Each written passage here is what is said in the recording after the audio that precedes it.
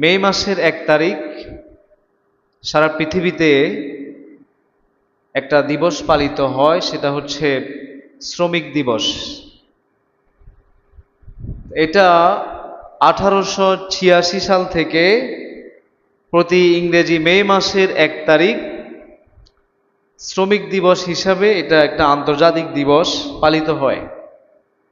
তো যদিও সেটা 1886 সাল থেকে মানুষ একদিন শ্রমিকদের অধিকার নিয়ে কথা বলে, আলোচনা করে, কিন্তু আমরা জানি না ইসলাম যে এই বিষয়ে 1500 বছর আগেই শ্রমিকের অধিকার, শ্রমিকের উপরে মালিকের করণীয় কর্তব্য, শ্রমিকের করণীয়, এগুলো আল্লাহ তাআলা রাসূলুল্লাহ সাল্লাল্লাহু আলাইহি সাল্লামের মাধ্যমে সেই 1500 বছর আগে জানিয়ে দিয়েছেন। সুবহানাল্লাহ পড়ে। এটা মানুষ যে শ্রমিক দিবস বানিয়েছে, এটা মানুষের বানানো কোনো জিনিস না। শ্রমিকের অধিকার সম্পর্কে, শ্রমিকদেরকে সবচেয়ে বেশি অধিকার একমাত্র কোন ধর্ম দিয়েছে? ইসলাম দিয়েছে।